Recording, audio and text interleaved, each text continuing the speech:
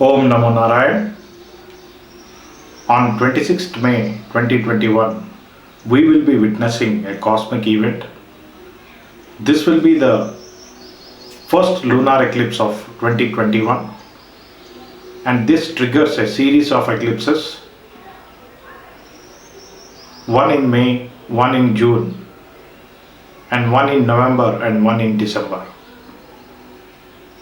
So these eclipses happen on Vaisakha Purnami and Vaisakha Amavasya, and the other two eclipses happen on Kartika Purnami and Kartika Amavasya. The eclipse that is happening on 26th May is happening in the sign of Scorpio, in the star of Anuradha. Now, most of India will not be able to witness this eclipse. So, there is no religious significance. That means there will be no sutak, there will be no ritual bath, and there are no donations involved. Before we go into the technical details of the eclipse, the start time, mid time, and the end time, let's try to understand what a lunar eclipse is. When we say lunar, definitely it is something that has got to do with the moon. And I keep repeating a verse from the Veda. Chandrama manaso jataha chaksho suryo ajayata. The moon governs our emotions. So when there is a lunar eclipse, definitely there will be an impact on our emotions. And the cosmic events definitely have an influence on the human body. If you observe the human body, we always take breath through one nostril. The left side is called as Ida by the Maharshis, and the right side is called as Pingala. So the Ida, or the left side, the left nostril, is linked with the moon, and the right nostril is linked with the sun. Many of you might have observed, when you have common colds, that there is a blockage, and then the second nostril takes over, and finally both the nostrils are clear. And it is always that you will be either excessively using the left channel or the right channel. A person who is using the right channel will be an extrovert, and a person who is using the left channel will be an introvert. So when we say there is a lunar eclipse, definitely our creativity, our emotions, balance of the human body is disturbed. Unlike a solar eclipse where you need to go around and do some physical things, on a lunar eclipse, basically you need to control your mind. So the ancient Indians were masters and experts in mind control, especially the yoga, pranayama. So on a lunar eclipse,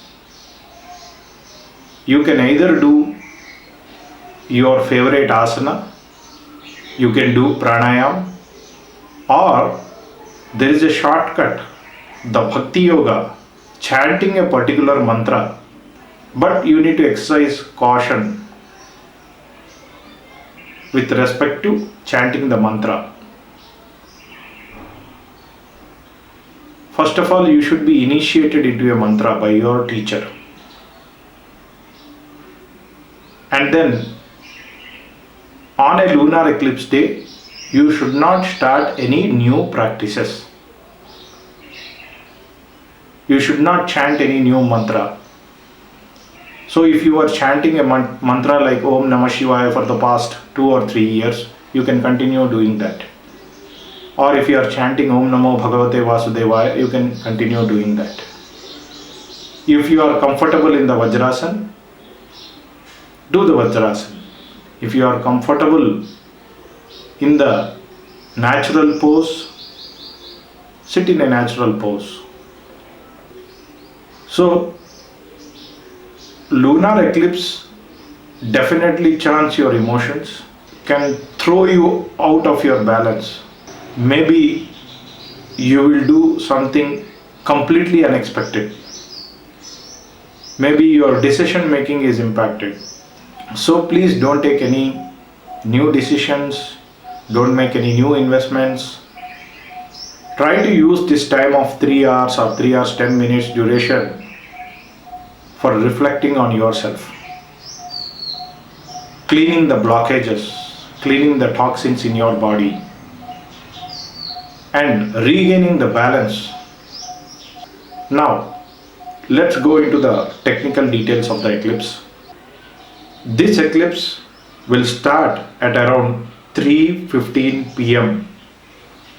That is IST, Indian Standard Time. This is called the Sparsha Kala, and the Madhya Kala will begin at around 4:48 p.m. and the Moksha Kala will be at 6:22 p.m. The total duration of this eclipse will be for 3 hours and 12 minutes. The impact of this eclipse will be on Southeast Asia, parts of Australia, much of North America, South America, Pacific, Atlantic, Indian Ocean and Antarctica. The northeastern states of India, especially Guwahati, Kolkata, Silchar, Agartala, Chirapunji, Itanagar, Imphal and Port Blair will be able to witness this eclipse for 2 to 3 minutes duration. So we can say that the impact of this eclipse will be very less on India, as this eclipse is happening in the sign of Scorpio, Mesha Rasi, Simha Rasi, Vrishchika Rasi and Dhanu Rasi, which are negatively impacted by this eclipse. Natives of these 4 Rashis need to take care, and they should certainly avoid travel during this time. They should be completely relaxed and stay calm during this difficult time. Which are the 4 Rashis which will be positively benefited by this eclipse?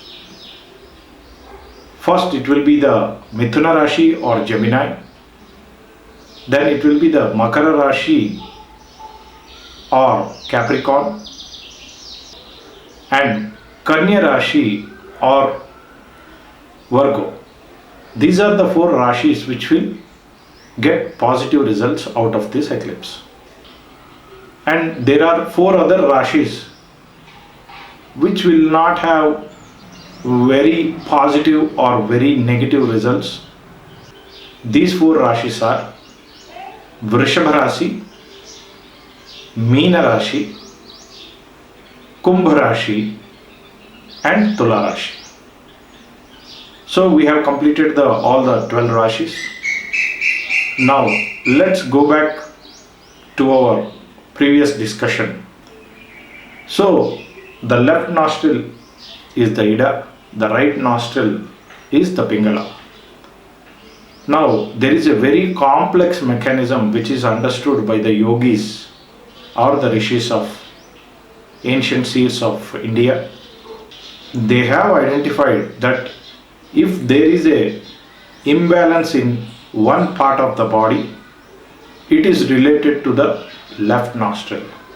If there is imbalance in other half of the body, then it is related to the pingala or the right nostril.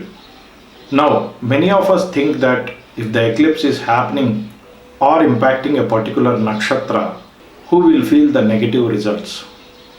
This is completely wrong, because this is a cosmic event, especially as it is related to moon. This will impact all the people across the world in some or the other way. That's the reason why the Aztecs, the Mayans, the Egyptians, the ancient Indians, Mesopotamians, Babylonians, and the ancient Chinese, they have documented the occurrence of eclipses in their religious literature. So we are very, very lucky that our sages or ancient seers have documented the occurrence of these eclipses in detail, and they have given us clear instructions not to get exposed to this negative energy. Instead, they directed us to focus on ourselves, to do some sadhanas and lead a better life. So let's try to make use of this particular eclipse. For commoners, it's not a big deal. I keep saying that an eclipse is a wonderful opportunity for those people who are into the spiritual sadhanas, for those people who are into yantra mantra tantra, people who are initiated into different sadhanas. This is definitely a wonderful opportunity. Make best use of this opportunity and clear the blockages, remove the toxins, and take your life to the next higher step. Jai Sriman Narayan.